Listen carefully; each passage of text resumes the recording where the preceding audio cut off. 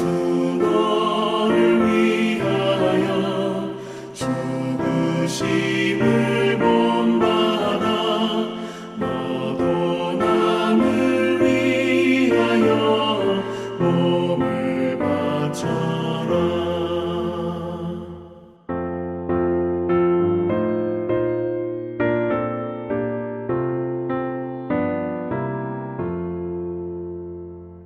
예수 부활하셔서 승리하신 것 보고 너도 승리할 줄을 믿고 싸워라. 예수 승천하셔서 영광 받으신 보고 너도 영광 받을 줄 믿고 섬겨라. 예수 다시 오셔서 상을 주실 줄 믿고 너도 상을 얻도록 잡고 참으라.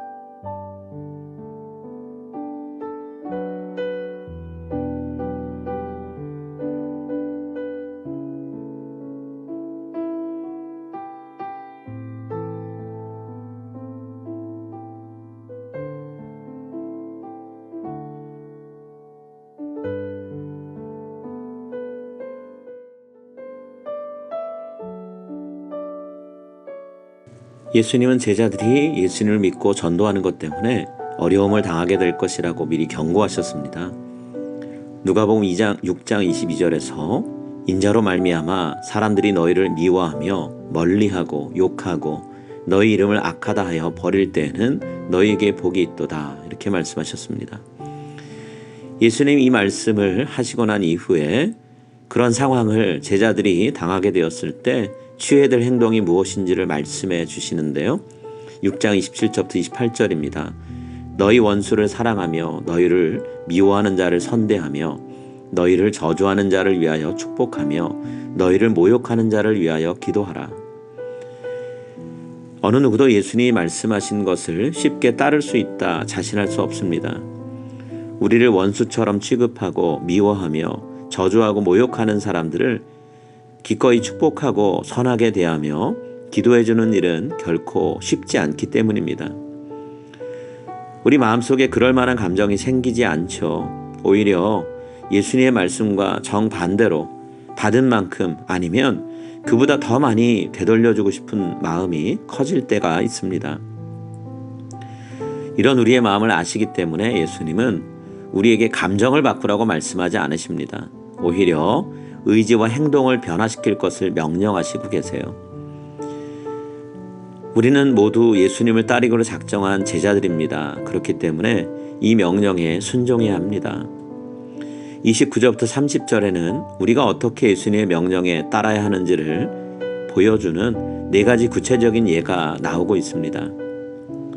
이 예들은 단순히 일상적인 삶을 살던 중에 억울한 일을 당하는 정도가 아니라 사회적인 약자로서 신앙을 지키기 위해 감내해야 하는 자기 십자가를 표현한 것들입니다. 예수님의 제자들이 앞으로 당면할 현실적인 모습들을 전제로 한 말씀이었던 거죠. 그런 때에도 십자가의 길을 먼저 가신 예수님의 마음을 품고 기꺼이 그 뒤를 따라가는 삶을 제자인 우리에게 예수님이 요구하고 계십니다. 우리를 사랑해주는 사람, 다시 말해 믿음의 형제 자매들끼리만 서로 사랑한다면 온 세상에 널리 선포되어야 되고 증거되어야 하는 예수 그리스도의 사랑은 교회 울타리 밖으로 벗어날 수가 없습니다. 우리에게 받은 만큼 되돌려줄 수 있는 사람들만 사랑한다면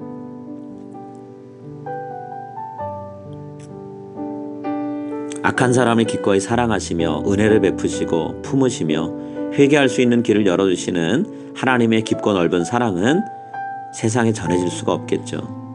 그렇기 때문에 예수님은 성도들에게 그들의 눈물과 고통을 하나님 나라가 확장되는 일에 밑거름으로 내어놓으라고 요구하고 계십니다. 우리들이 각자의 십자가를 짊어지고 기꺼이 살아갈 때 이 세상은 하나님의 나라로 변할 것이고 우리는 예수님을 닮은 사람들이 될 것입니다. 예수님이 우리에게 말씀하십니다. 너희 아버지의 자비로우심 같이 너희도 자비로운 자가 되라. 하나님의 성품을 담고 예수님을 닮는 우리 모두가 다 될 수 있길 이 시간 간절히 기도드립니다.